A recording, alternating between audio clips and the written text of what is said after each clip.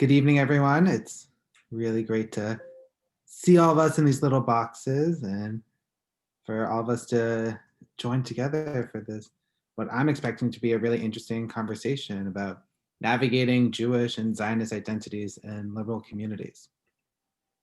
My name is Rabbi Evan Scheinheit. I am the Reform Senior Jewish Educator and Reform Rabbi at Brandeis Hillel.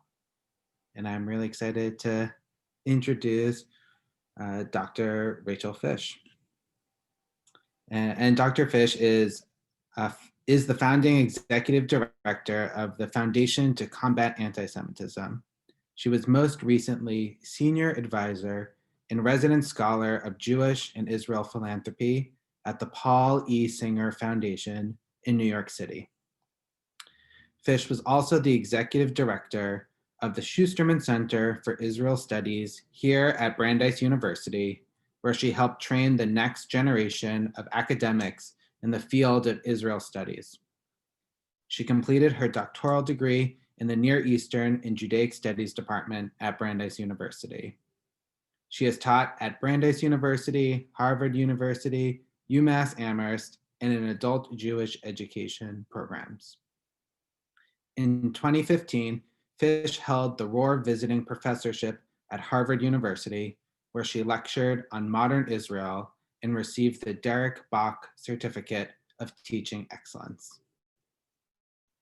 And also, Dr. Fish is on the Brandeis Hillel Board of Directors. So we're very excited to have her here with us this evening. So just before we start, a little introduction to the format.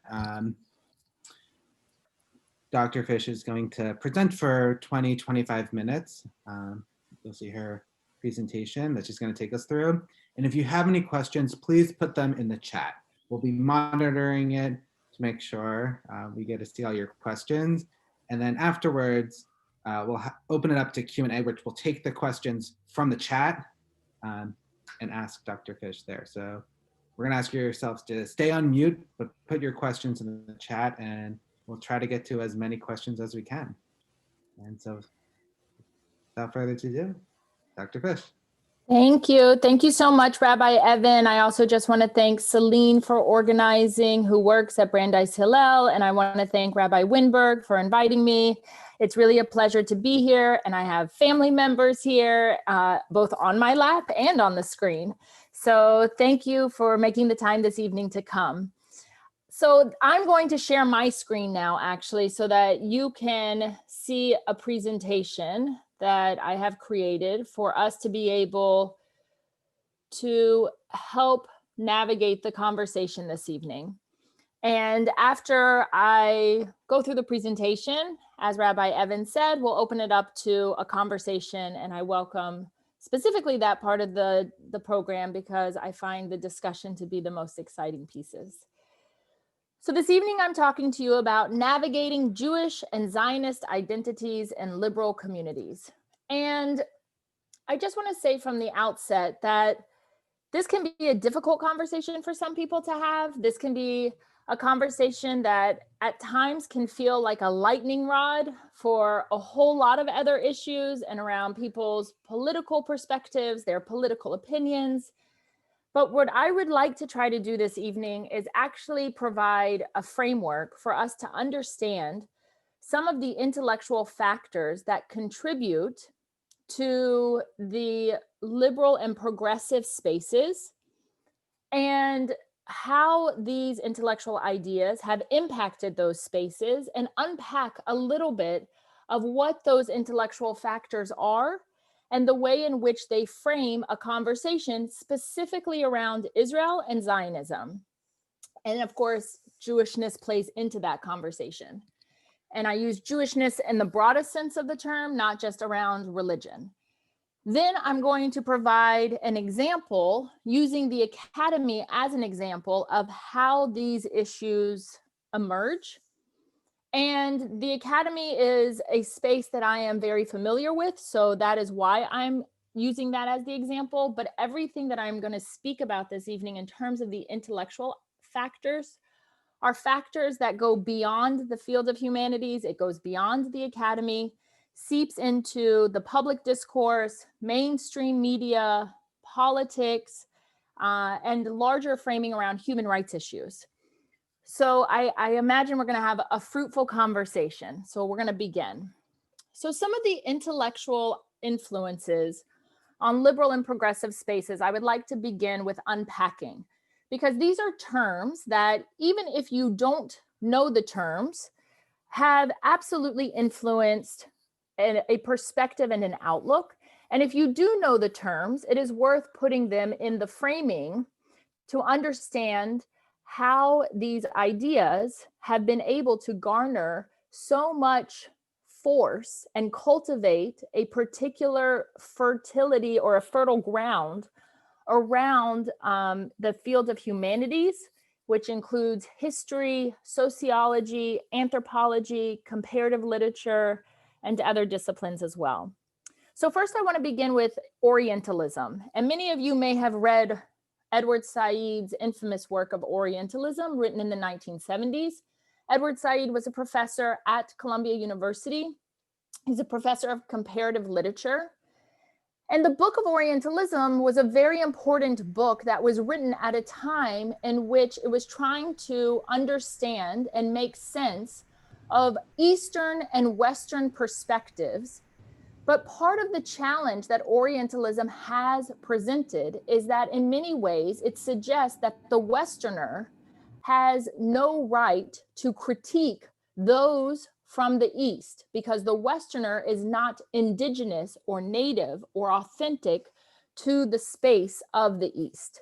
So you can imagine, if you continue to extrapolate this kind of idea out, how we get to a point then in the 21st century where you can have feminists, like individuals who are professors or feminists in the human rights space, who feel as if they have no authority or ability or influence to critique what is happening with issues around women and female genital mutilation and issues around misogyny in African countries, because they say, well, that's not our culture. We're not indigenous to that place. So therefore, we can't critique it.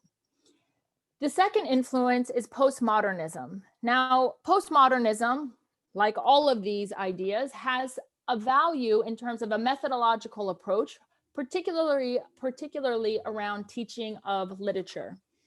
But the challenge becomes in the field of humanities when postmodernism suggests that there are no objective facts, and therefore everything has moral equivalency.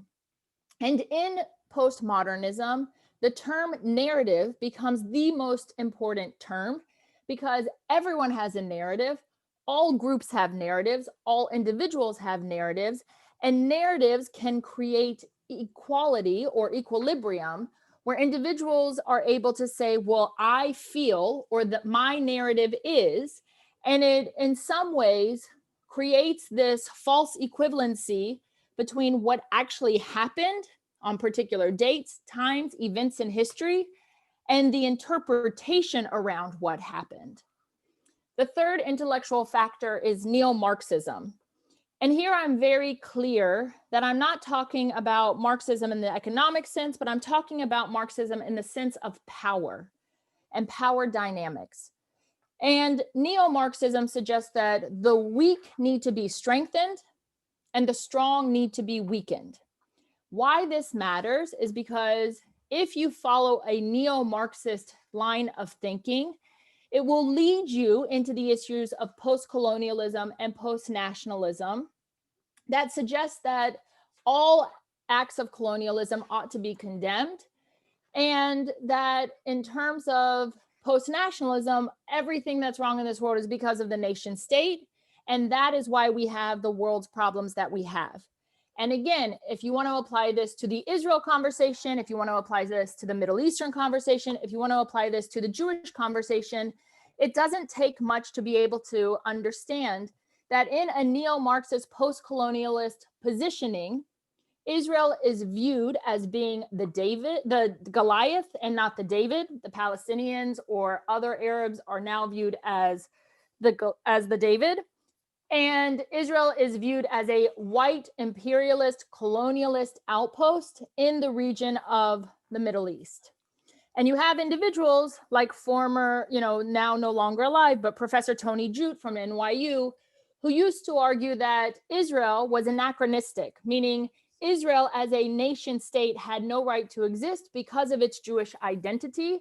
He did not critique any other nation state that had a particular identity, whether it be Saudi Arabia, Pakistan, India, or any other place.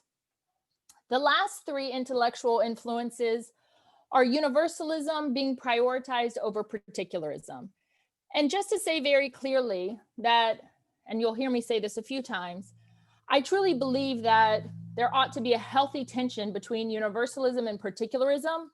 And this is, I would say, a way in which Jews and Israel are a laboratory for the conversation of universalism and particularism. But in many ways, at least in the humanities, very often universalism is prioritized at the expense of some particularisms. So we'll go into a little bit more detail, but what I mean by that is Jews are often negated a form of particularism, whereas other minority communities are given the opportunity to have that particularism, to laud that particularism, and Jews are expected to be only for the universal. And this, of course, applies then to Israel as well, because there's a direct correlation between how Jews are perceived in liberal and progressive spaces and the way in which Jew is often equated with Zionist or Jew is equated with Israel. In humanities as well, in some of these liberal and progressive spaces, in addition, you have the celebration of the therapeutic, meaning feelings trump facts, how one feels, how one can be triggered. And I don't want to minimize those things, but facts are given a less of a priority. And then very often, particularly in the conversations that we're seeing today, is the paradigm of race, gender, sexuality, and class become the lens through which all issues are refracted. And if one does not use that lens in order to engage in an issue, then very often you are going to be perceived as presenting something that is not really taking into consideration the micro voices or micro communities that are trying to be heard and presented. So what propels these influences? And I would say there are a few things. One, there's a lack of a sensitivity towards Jews feeling a sense of tribal collective identity. Particularly in the American landscape, Jews are often viewed as a confessional identity, as a religion. And as a religion in American context, it often means that Jews lose some of that peoplehood piece, the people substantive piece, that takes on an identity that is not just about religious practice. The second piece is that we have a serious issue of identity politics, whether it's race, sex, gender, or sexuality, looking through the lens of every single issue. And that identity politics very often collapses individual experiences and creates a situation in which group identities are accelerated and group identities lose, in many cases, the human individual unique qualities. And it often in those situations, when we look at identity politics and when we have large groupings, whether it's around race, whether it's around gender, or other forms of categorization, anti-Semitism is often hidden or misunderstood. And we see this most specifically in critical race theory. Now, I want to just pause for a minute because I'm saying something that is not popular. I am saying something that's contrarian. And I recognize that it is not ideal to be saying this over a computer instead of in person. But what I want to say very clearly is that knowing that race and racism are major issues in this country, these are issues American history hasn't properly grappled with. It's what we in the American citizenry need to properly grapple with. And at the same time, the current conversation around race theory poses a serious challenge. And I cannot cannot overemphasize, I cannot state more clearly that in the critical race theory language, Jews and Israelis are deemed to be white. And that whiteness presupposes then that they have privilege. And because they have privilege, they are ultimately part of the problem. They cannot be vulnerable. They are not a minority that can be under attack because of the color of the skin or their proximate color to whiteness. And I find this to be highly problematic for moving a conversation forward in terms of actually addressing really difficult issues around anti-Semitism, racism, and other forms of hatred. The last piece I would say in terms of what propels these influences is that very much in the conversation today playing out in the both political discourse, the media, you see it in pop culture, is a competitive cycle of oppression dominating those discussions. So what do I mean by that? Everyone is desperate to prove how much more they are a victim than the next group. And that kind of perpetual oppression Olympics is a challenge for actually engaging in a substantive and meaningful conversation about the individual identities of the people who are actually dealing with these issues, because everyone is so desperate to prove how much they have been wronged by society. Now, as I have said, these intellectual factors influence a variety of realms. I know it first and foremost from the humanities. I have seen it play out throughout educational institutions, not just in higher education, but you also see it in high schools. You also see it in the way in which textbooks are written, and you see it in the conversations that are taking place with young people as they are trying to learn not only subject matter, but also critical thinking skills. And in the academy specifically, these influences within the humanities have created a very fertile ground for anti-Jewish politics, and I am carefully choosing my words here, and the demonization of the state of Israel. Why I say anti-Jewish politics is because if Jews want to live as a religious group, then that's fine. That's not an issue. But if Jews choose to organize themselves as a people with an agenda that goes beyond their religious identity, then that sense of Jewish politics will be under attack. There's also a professor named Jonathan Haidt, H-A-I-D-T. Jonathan Haidt is a social psychologist at New York University, and he has written a very important essay a few years ago that actually didn't get much attention. But in his essay, he's saying to the university that universities really need to figure out, are they pursuing emet, veritas, truth, or are they pursuing tikkun olam, social justice?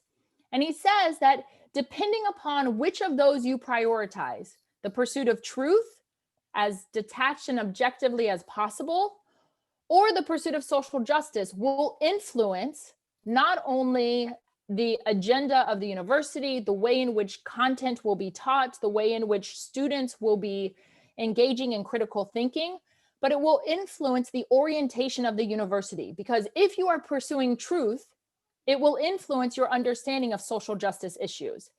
Just as if you pursue social justice, you may need to subvert the truth in order to feel comfortable pursuing the social justice issues you desire to pursue.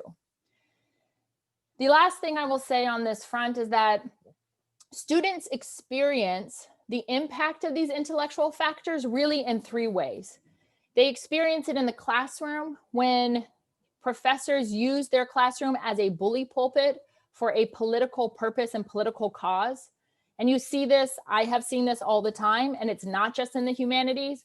When you have a class that's on public health issues, and all of a sudden, the next thing you know, your teacher is lecturing about how terrible Israel is because they are not giving equal access to Palestinians in the West Bank around health issues.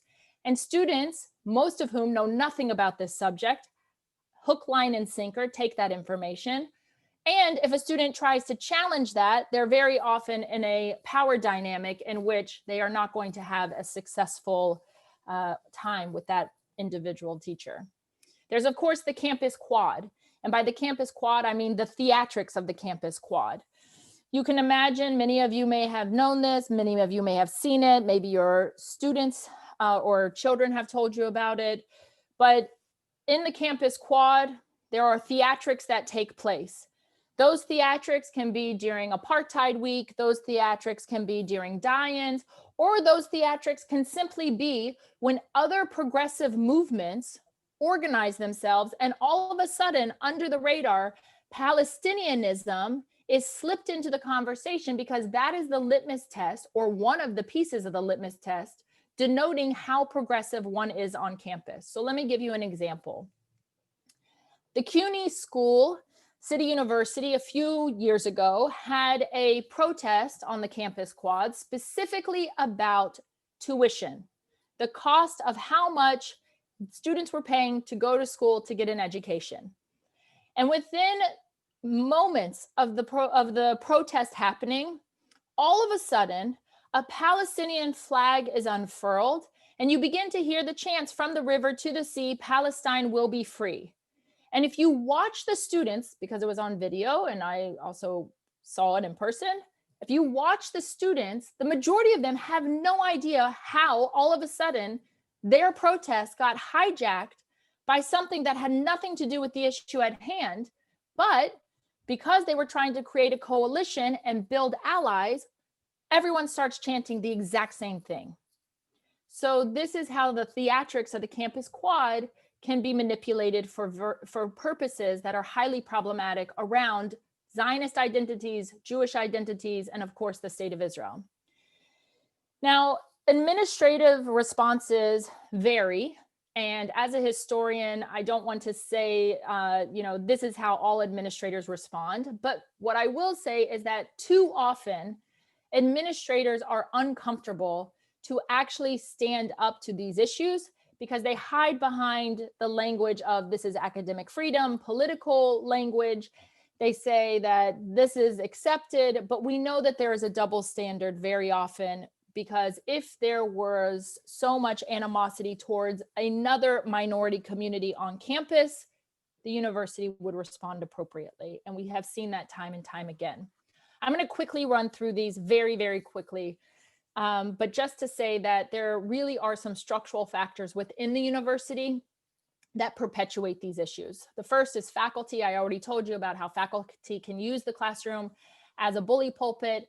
And also those who are involved at the level of the student government for boycott, divestment, and sanctions can often find faculty who will be supportive of their cause, whereas the faculty who are supportive of Jewish nationalism are very difficult to find. Now, obviously, there are exceptions. Brandeis is one of those exceptions. Brandeis is blessed to have the Schusterman Center for Israel Studies. You're blessed to have Jonathan Sarna, Alex Kay, faculty from the Near Eastern and Judaic Studies Department. So Brandeis is an exception in this case, I would say. But there are many faculty on campus who are silent on these issues. They are conflict averse. They are fearful of personal and professional repercussions and demonstrate, unfortunately, great cowardice. And I say that not trying to be disrespectful to faculty, many of whom are my colleagues and individuals that I look up to. But when students are looking for grown-up support on campus, and some of the most important scholars you can imagine tell these students, keep your head down and don't do anything, that sends a signal to those students that they internalize. And those personal and professional consequences are very real.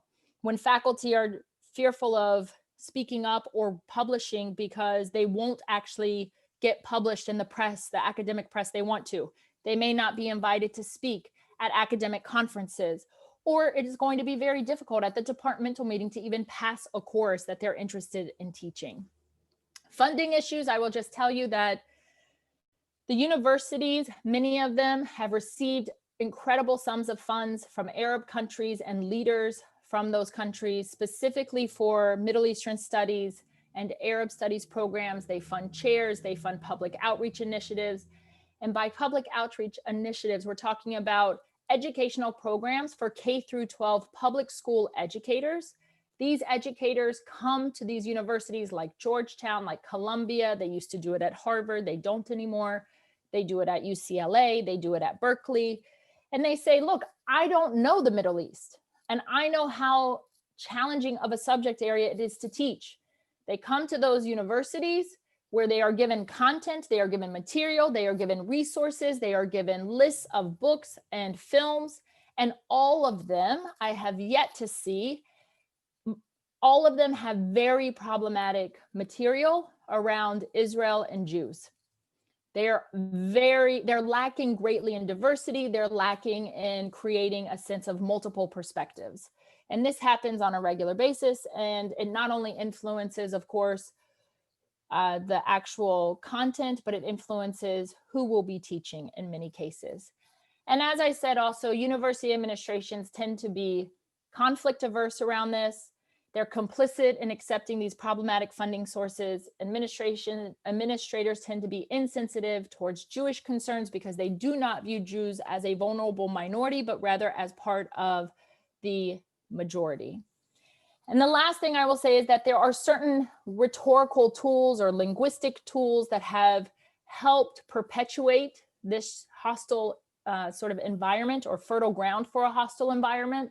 And we see this all the time in the media as well. Mati Friedman wrote about this in some of his writings in Tablet Magazine, which shared how problematic it is to talk about Israel as a journalist. And this is the hijacking of terms around apartheid, where Israel is now viewed as an apartheid state. Israelis become the new Nazis, and Israel commits genocide at every turn. That's kind of the language that's used. We also know, of course, this human rights rhetoric that is used that can also be highly problematic. Israel is held to a double standard. Zionism is held to a double standard, whereas no other national group is held. There's an overemphasis, a regular basis on the need for Jews to be for the other at the expense of their own. And the last thing I will say is that the internet, for all of its wonderful aspects, in terms of the conversation around Israel and Jews and Judaism, particularly for younger people, has been a place in which you can see true spread of anti-Semitism on a variety of online platforms in such ways that it is very insidious, and that many young people do not fully understand and therefore are not sure how to challenge it, grapple with it, address it. It's one thing to see a swastika. It's another when it's some of this underlying language that's coming from progressive spaces that they are not accustomed to navigating. The last thing I will say, and then we can open it up, is that there hasn't really been a thoughtful, developed approach to how to unpack so much of the intellectual factors that can create this kind of hostility. Too often, our young people are told to keep their head down, as I said, and ignore and to remain silent. Very often, particularly on campus, students are on the defensive. So instead of actually going on the offensive, laying down the foundational conversation about thoughtful, complicated Israel learning, about the multiplicities of Zionisms and the cacophony that Zionism has always been, instead you get simplistic, superficial sort of talking points, and students are constantly trying to respond rather than actually set the agenda. There tends to be a huge, incredible amount of doublethink, and that doublethink is when a student will think one thing privately, but say something else publicly because they don't want the personal sort of isolation or marginalization that they could feel from their own peers, let alone from academics. And there is a very strong herd mentality that exists where it's very difficult to go against the grain. And we're living in an environment at this point in time in which we see a lot of cancel culture, and young people do not want to be canceled. They want to be liked. They want to be with their friends. And so there is a great challenge for young people about how to navigate these conversations and really think through the multiple layers that are needed in order for them to begin to feel comfortable to sit down with their friends, begin to build relationships, help model empathy, active listening skills, and actually help people understand what the complicated identity is of Jews in the 21st century. Thank you so much, Rachel, for sharing those thoughts. I have a lot going through my head, but I do want to jump to the questions because they're coming in and I want to save as much time as we can. As a reminder, if you have any questions, please put them in the chat and we're going to try to get through as many as we can. One question that is appearing a few times is the idea that as Israel is increasing and deepening connections with a variety of Arab countries now, how do you think this is going to play out in conversations around Israel and Zionism on campus?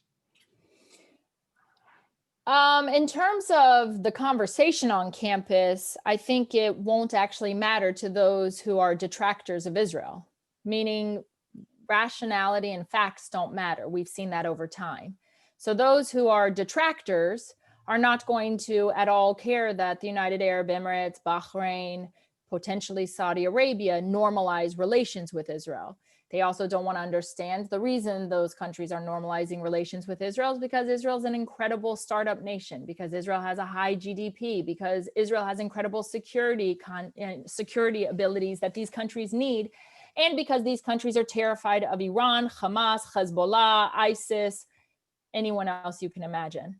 So no one who cares about what I'm saying is going to listen to that conversation and be rational.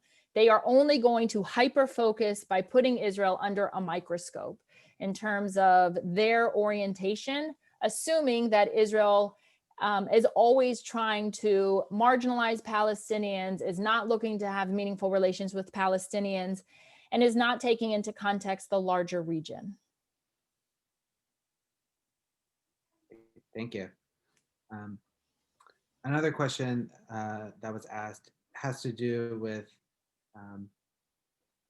how students are supposed to respond when they see anti-Israel sentiment on campus. You mentioned, right, a lot of professors and faculty say, put your head down, don't make a scene, but are interested in what message does that tell students, both who are pro-Israel, but also those who might have never engaged with Israel before, and this is the only message that they're seeing.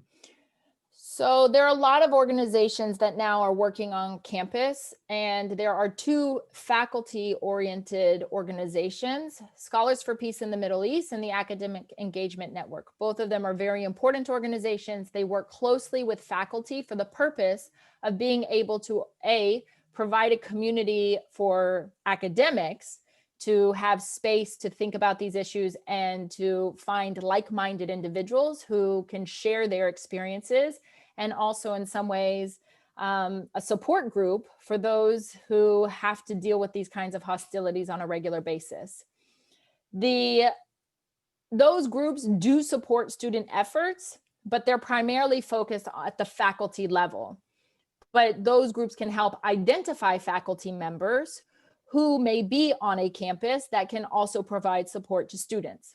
There's also a new initiative by Hillel International that Mark Rotenberg is running, which is called the Center for Campus Climate, which is working specifically with a variety of stakeholders, from administrators, diversity, equity, and inclusion officers, in order to give them more sensitivity around understanding Judaism and Jews and Israel. There's also a discussion happening at the level of the students, and of course, for the purpose of being able to ensure that the university is understanding how Jews are a minority on campus and how their identity is impacted by some of this hostility.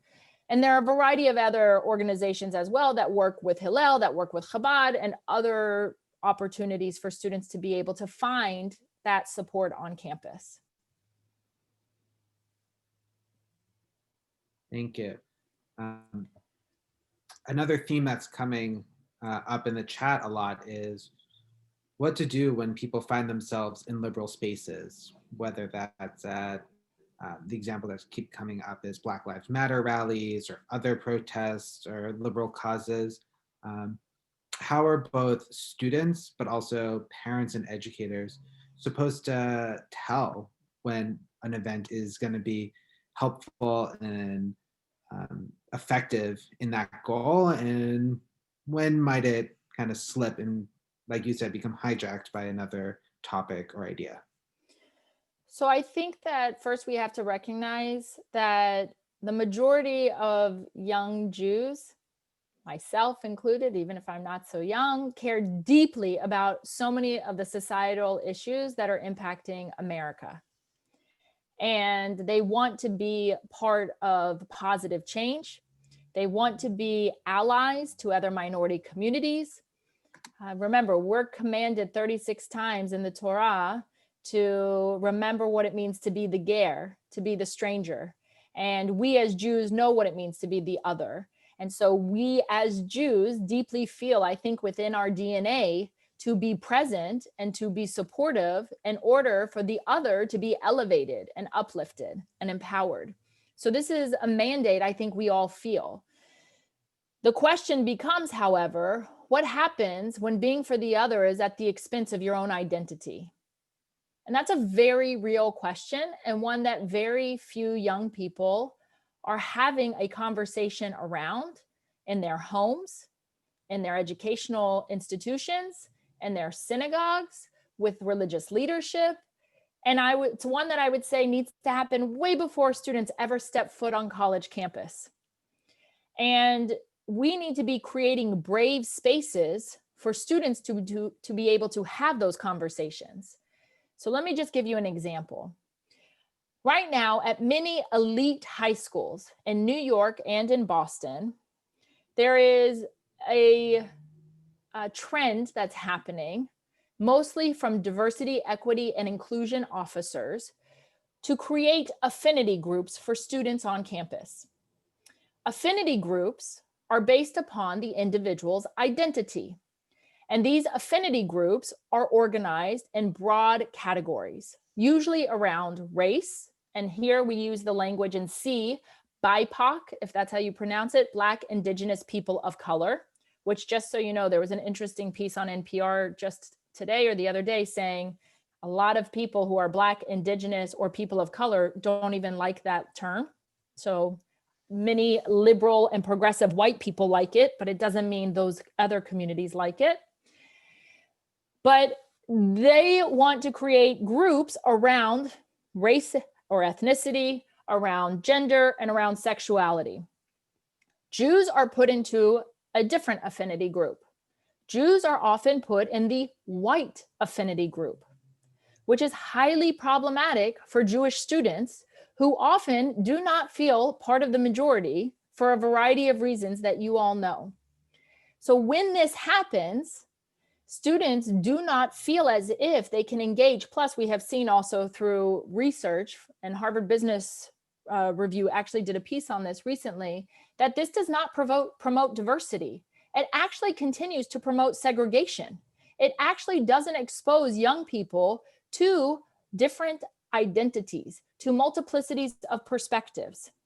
So I would argue we need to recalibrate the way in which we are thinking about engaging with the other. And part of that means that, one, to start young by doing it through literature, because through literature, you're able to see something in yourself. There's both a mirror and a window, and see beyond into another community in which you can reflect and begin to understand, and not in a voyeuristic way. The second piece is to actually build relationships, one-on-one relationships, in order to break down stereotypes and to humanize those who are coming from a different identity. I can't underscore how necessary it is to engage in that one-on-one dialogical relationship that Martin Buber talked about in terms of the I-thou relationship. Because if it is only an I-it relationship with these broad categorizations, it will not lead to productively engaging and building the muscle of compassion. So I think all of these components are necessary in order to be able to actually expose young people to different identities. And then I think we also need to be very clear. One needs to be present and show up appropriately for different social issues because you can't cede that space. Otherwise, that's problematic. But at the same time, remember, we're not always going to be present in order to convince those who don't want us there. But the 80% of people in the middle who don't know anything about these issues are the people that you need to be able to talk to so that they gain greater sensitivity, awareness, and hopefully long-term education that can influence how they understand these issues. But before students ever get in those spaces, they can look at what happened when in Chicago a few years ago when Jews showed up at the Dyke March. They can look at what happened when Jews showed up at the Women's March in DC. They can look at what happened in certain places in which Jews showed up at the Black Lives Movement, not just protests, but the larger organizing bodies, the movement for Black lives. Those have to be understood and unpacked, not to say, you shouldn't be part of those movements, but to understand how those movements can hijack and actually marginalize another community that's a minority, i.e. the Jews.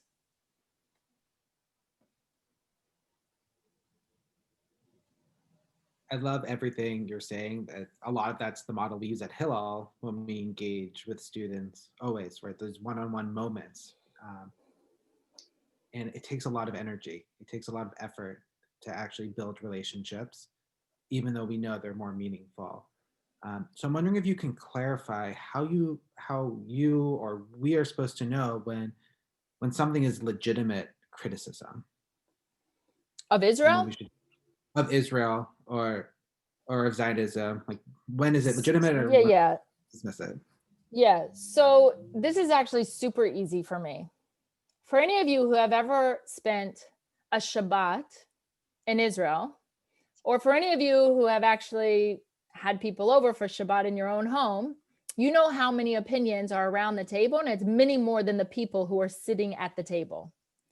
So within Israel, it is easy for me to say that it is appropriate, it is expected to criticize Israeli policy and Israeli government, just as we Americans criticize American policy and American government. It happens all the time.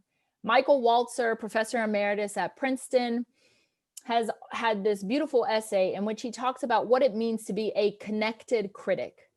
We want connected criticism because connected criticism leads ultimately to a place in which a society and individuals within that society try to improve the society in order to make it better for everyone. When you have criticism in Israel, it spans the political spectrum. Left, right, center, religious, secular, Mizrahi, Ashkenazi, Russians, you name it. That is what you hear in Israel. Just as in the American Jewish discourse, you see a variety of perspectives. Listen, one of the values of Judaism is disputation, it's argumentation. So it's a value that we hold dear. The challenge that we are talking about, just so I'm very clear, is not about, does Israel have borders here? Does Israel have borders there? Should there be settlements? What do you do particularly with checkpoints? Should there be a fence, a security fence? That's not the conversation on campus. The conversation on campus, like at UMass Amherst just last year, was, does Israel have a right to exist? I want you to go and tell me any other conversation that happens like that on any campus. Does France have a right to exist? Does England have a right to exist? Does New Zealand have a right to exist? Does North Korea? Does China? Does Iran? It doesn't happen. So that's when you know there's a clear double standard.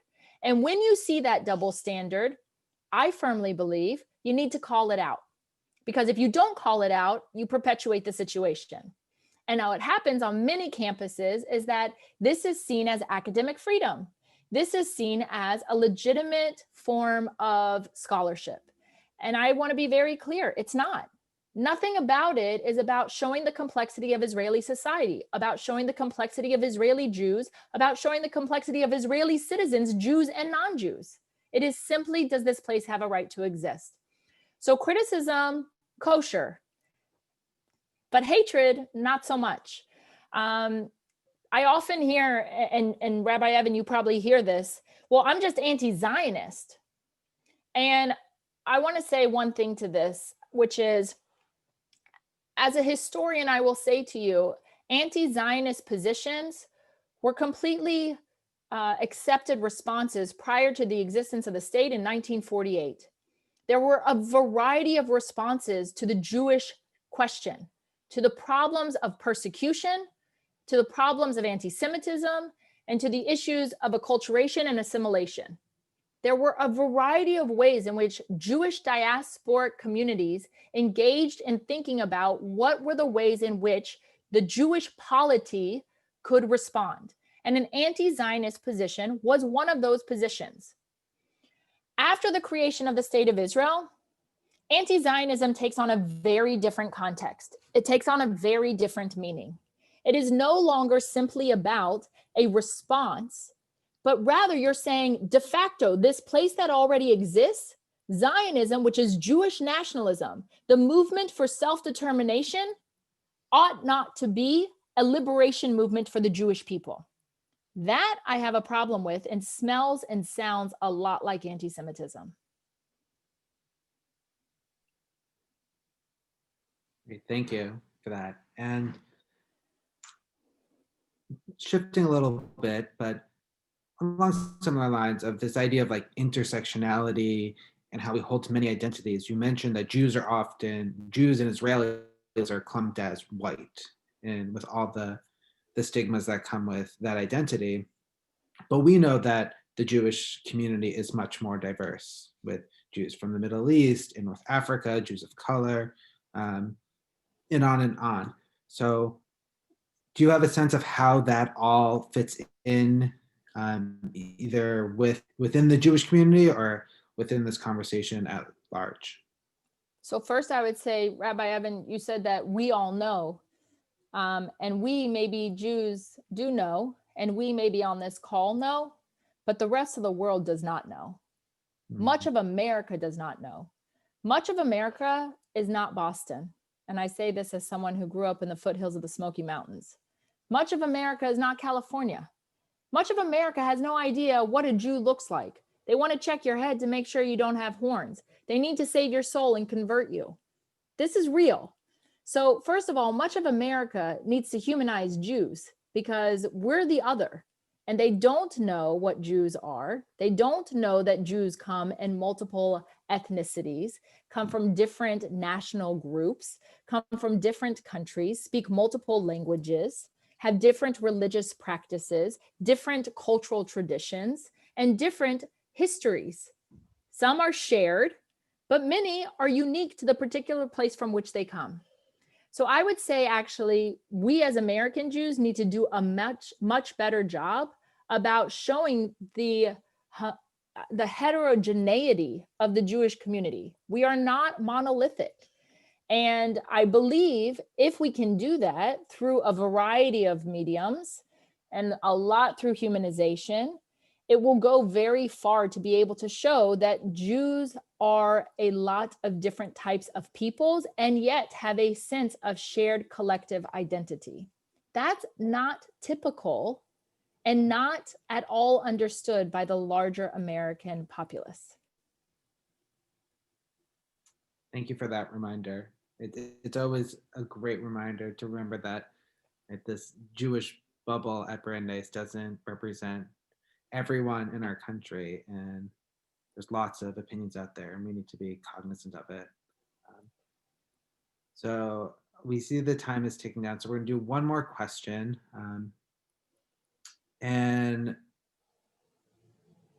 the question, it popped up in the chat and is sticking with me as well, of how do we separate this idea of progressiveness and anti-Israel?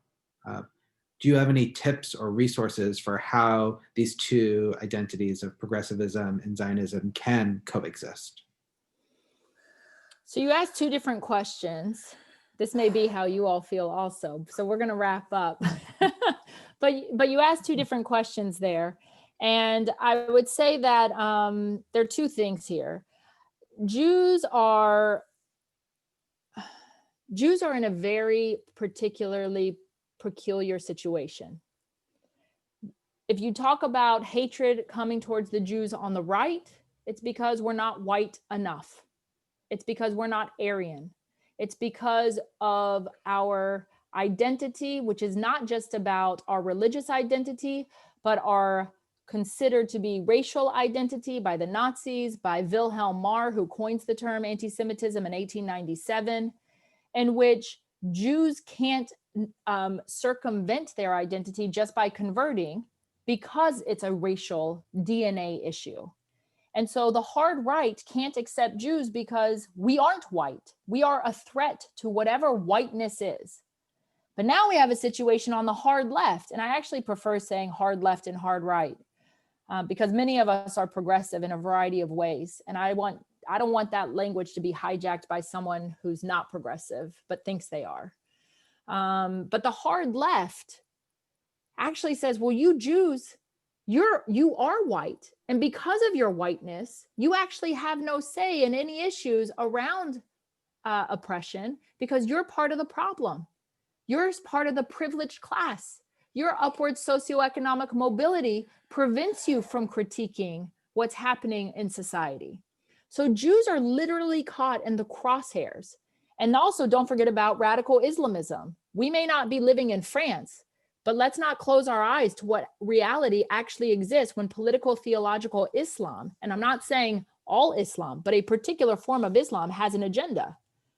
So Jews truly are in the crosshairs. So do I have an answer for this? Listen, if I had an answer for this, I'd be doing very well, and so would the Jewish people. But here's what I will say. We have a responsibility to be able to educate our young people about these issues. We have a responsibility to teach them that they are part of something particular, and that is their roots, and they must be grounded in it and not ashamed of it and proud of it. And at the same time, we have a collective responsibility for the universal, for shared humanity. And we have to teach that it's both a responsibility and a privilege to be part of the Jewish community. And that's not a small thing to teach. And it has to happen way before these students come on campus. If they come to Brandeis, they will be in a community in which they will be able to navigate that very well. They will have resources from Hillel. They will have incredible faculty, but not every campus is Brandeis. And we need to be able, I think, to begin these conversations through that brave space I talked about. And I'm really obsessed with that because safe spaces are not going to help us. Of course, physical safety, but safe spaces mean you don't want to be challenged with ideas that feel uncomfortable. And we actually have to be willing to end our sentences with question marks rather than exclamation points. Thank you so much, Rachel, for this really thought-provoking and inspiring conversation. I'll share, as someone who works with particularly many liberal and progressive Jews, this conversation comes up a lot, and they share that's really affirming, that they know that there are people out in the larger Jewish world thinking about this and talking about it and supporting them as they navigate this in real time themselves. So thank you again, and thank you everyone for joining us for this conversation. Stay tuned for more information about future virtual conversations like this. And with that, I'm going to say good night to everyone. Thank you. Good night.